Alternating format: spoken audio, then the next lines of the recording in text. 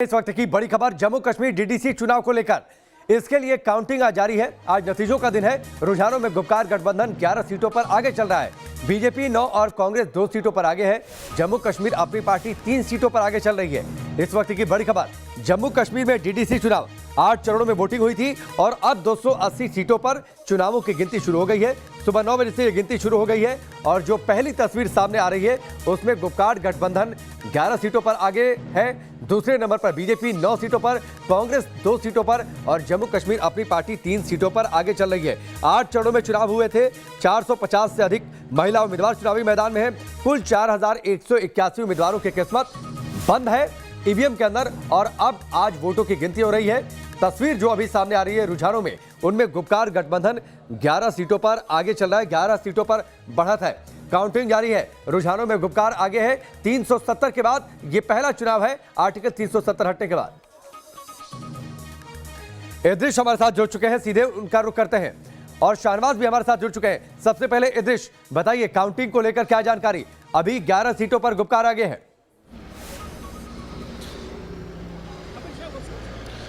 जी बिल्कुल राकेश, अगर हम कश्मीर जोन की स्पेशली बात करें तो जो गुपकार अलायंस है, चाहे उनमें पीडीपी हो, नेशनल कॉन्फ्रेंस हो, वो सभी सीटों तकरीबन 10 से ज़्यादा सीटों पर आगे चल रहे हैं। वहीं अगर हम इंडिपेंडेंट कैंडिडेट्स की भी बात करें तो कुलगाम और पुलवामा जैसे साउथ कश्मीर के जो इलाके हैं वहाँ पर इंडिपेंडेंट कैंडिडेट्स जो हैं वो लीड कर रहे हैं। और अभी तक कश्मीर जोन की अगर हम बात करें तो बीजेपी की तरफ कोई भी सीट जो है कहीं पर वो लीड करते हुए नजर नहीं आ रहे हैं। वहीं अगर हम कांग्रेस की अगर बात करें, क्योंकि कांग्रेस इस अलायंस का हिस्सा नहीं है, तो 3 सीटों पर, स्पेशली अगर हम अनंतनाग डिस्ट्रिक्ट की बात करें तो वहां पर 2 सीटों पर कांग्रेस जो है आगे चल रहा है। मैं आपको ये भी बता दूं कि ये बैलेट वोटिंग है, इसीलिए इसमें काफी वक्त लग सकता है वोटों को गिनने में और अभी जो है बहुत इनिशियल ट्रेंड्स है। ठीक है इद्रिश, चलिए मैं आपके पास आता हूं लौटकर। शाहनवाज भी हमारे साथ जुड़े हैं। शाहनवाज, बैलेट वोटिंग है इसलिए थोड़ा सा काउंटिंग में वक्त लग रहा है, लेकिन जो रुझान आ रहे हैं उसको लेकर क्या जानकारी आपके पास? देखिए राकेश, जो कश्मीर से रुझान आ रहे हैं उसमें पीपल अलायंस के लोग जो हैं वो आगे चल रहे हैं, लेकिन जम्मू से जो खबर आ रही है, जो ऑफिशियल इस समय खबर आई है उसके मुताबिक अखनूर की एक सीट पड़ती है, वहां से बीजेपी आगे चल रही है और कई ऐसी सीटें जो अनऑफिशियल ये भी पता लग रहा है जम्मू का जो पूरा एरिया है वहां से बीजेपी इस समय आगे चल रही है और लगातार काउंटिंग जो है वो यहाँ पर चल रही है। राकेश, बैलेट से काउंटिंग हो रही है इसलिए इसमें काफी समय लगेगा।